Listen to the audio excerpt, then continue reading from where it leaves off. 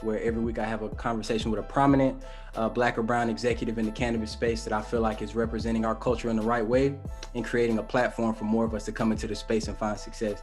This week I have a very special guest who I had the privilege of being on his platform a few months ago, and he showed me a great time. One of the innovators and pioneers of the New York City cannabis legalization movement. Well before, it was popularized, this guy was really here creating the foundation for the rest of us to come into this huge opportunity. So I have with me this week, Vladimir Bautista from Happy Munkey. How you doing, bro? All is well. Honored to be here with you. Thank you for having us. I'm Vladimir Bautista, co-founder and CEO of Happy Munkey. We're the heart and voice of cannabis here in New York City. We do everything from advocacy to events to media to merchandise, and just trying to put on for the culture and our community and our people over here. Yeah, of course. Before we hop into that, man, I would love to, because just from our conversations, I can tell you're a really profound business person, just by the way you think and the way you operate. What was your professional backstory before you jumped into the cannabis space? Well, dabbled and dabbled in a few things. Been in the legacy markets for like 22 years. But aside from that, dabbled and dabbled with real estate, with the music industry. Prior to Happy Munkey, we operated, recording studio.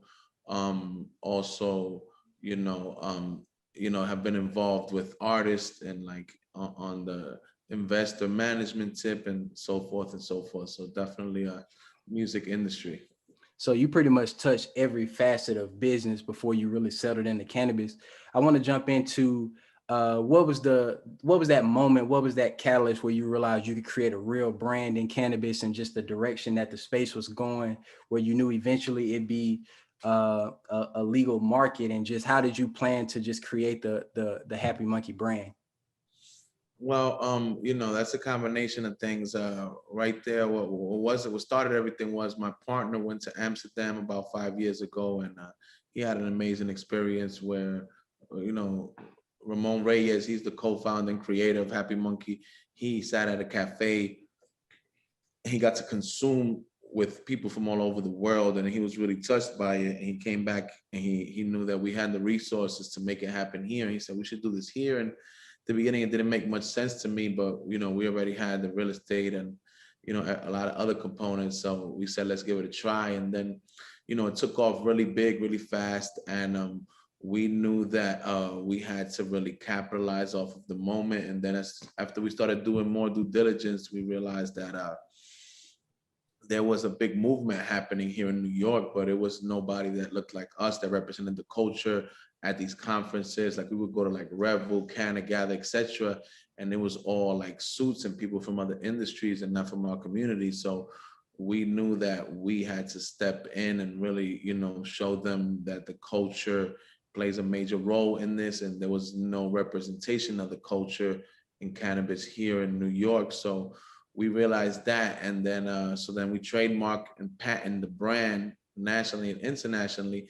And then we realized that as far as like national and internationally, nobody really knew how the culture in cannabis was here and all the components and how it's different than anywhere else. So we decided to be the vessel and the voice for that, to really show the country and the world how the New York City cannabis culture and lifestyle is. And that's how, we really decided to take it to another level. Right. And that leads me into my next question perfectly, because people don't understand how fragmented cannabis markets are, right? So like on the East Coast, on the West Coast, like let's say in California, it's a completely different cannabis culture than on the East Coast, right? So how do you feel like New York differs from, let's say, maybe a California or a Colorado as a cannabis market right now? Well, that's a very good question. Right now, what we saw was that nobody knew in the world and outside of New York that there's not many beaches here. We have a different kind of climate, and we're basically living on top of each other over here. So that plays a major role with the culture. Like people are don't have that much space. So before legalization, people would have to find creative ways to smoke, from like, from their balcony to the rooftop to smoking in the car. And also, you know, the New York pace of life, you know, people have to fit this into their schedule. So all these different components makes the culture very different and dynamic. And also, like, people don't know that, you know, so many professionals smoke, like doctors, lawyers, all kinds of people. And I think we created a safe place for these people to come out and smoke publicly. And then, like I said, the number one thing that we realized, like somebody told us recently, like our brand is so New York, how is it going to be able to expand to other markets? And what we countered with was New York by default caters to the world because the world comes to New York. So for you to be successful in New York, you already have to have the world in mind because the world is here and you have to be catering to it all. So I think that that's the different perspective that, you know, when you're in New York, you have to consider every demographic, every walk of life, every nationality, because it's so diverse that you have to come out thinking about all of them from the rip if you want to be successful. I agree 100% because even if you look at the East Coast market, it's more health and wellness just because every East Coast state up until Massachusetts recently was just medical, right? So it's, you know, cure this or health this or anxiety this. Whereas in New York City, you know, the Happy Monkey is more festive. It's more live activation. It's more, you can interact with people who are like-minded to yourself. So I'm excited to see what you guys are about to do, you know, just to speak a little bit on just how the recent legalization happened and how people are gearing up for these dispensaries and opportunities. What advice would you give to that New York entrepreneur who's like, Vlad, bro, how do I get in? You know, what would you say to that person? What I would say to that person is that so many people are fixated on the fact that you either have to be a grower, a processor, or a retailer. And what I would say is that whatever skill in the world you have in life, it can be applied to this. And it doesn't have to be retail. It doesn't have to be, you know, process. That has to be growing. If you are a good tech person, that can be applied. If you're a good marketer, that can be applied. Anything that you're doing in life that you've been successful at, go for that and apply that to this industry because we need it, and you'll find your niche and you'll be more successful than if you're just trying to follow the herd of people that just think you have to own a dispensary, be a grower, be a processor. I agree. I tell people, you know, if you come into cannabis and you just immediately want to have a grow or a dispensary, that's lazy of you, right? Go around the entire ecosystem, really do some research, have some conversations. And then if you settle on that and you decide this is what I want to do, I think at that point you're equipped enough to do it. But too many of us, like you said, just come in and just want to open a storefront or start a delivery company when it's just so much in tech and security and finance and graphic design, like you said. So, you know, it's an entire ecosystem being built. And I think our people have to pay really close attention to that. But going back into the Happy Monkey, bro, like what are you guys' plan moving forward? Because, you know, as someone who's been in the industry, you guys are super revered for those of us who know, right? And those in the New York City space, like, but I know you're always thinking, what do you guys have on the horizon as just far as expansion or just your next steps? Well, that's a great question. There's definitely a lot of things. Like, of course, you know, we started with events, so we definitely have plans. Once the consumption lounge models are finally done with setting the regulations and the compliance, we definitely plan on having a national, maybe even international franchise of consumption lounges. And then aside from that, you know, we definitely plan on being like in the in the licensing game as far as like here in New York, as far as like you know, retail and grow and you know and really like you know maximizing what we can here in the hometown. Right, I agree. I think, you know, people like myself and you, like we have the vision. At this point, it's like, you know, just actualizing and making it tangible where people can come to it and touch it and interact with it. So I'm definitely excited to see what you do next. I want to also just talk about how you how you feel the quality of New York cannabis will probably be versus other regions, like you said, because of the climate.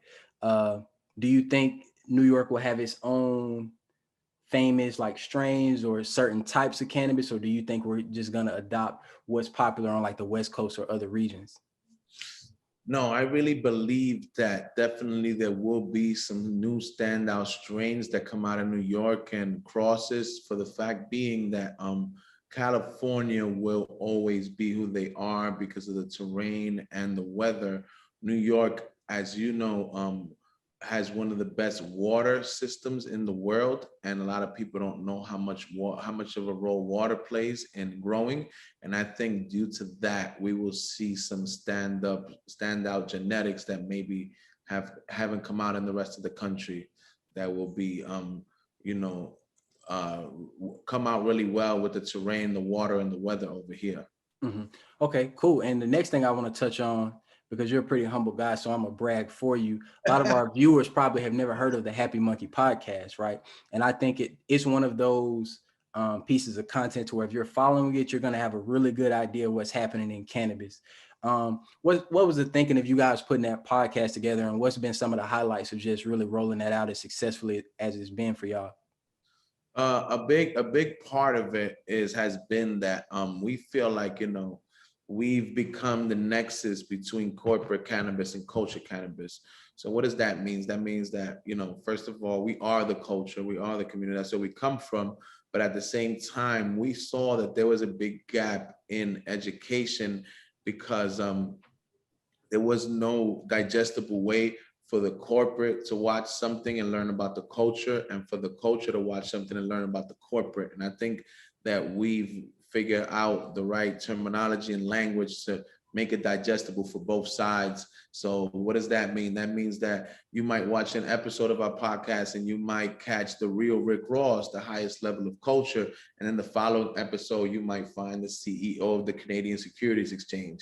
And like the culture learns about the corporate, and the corporate learns about the culture through these different guests and the way that we engage them.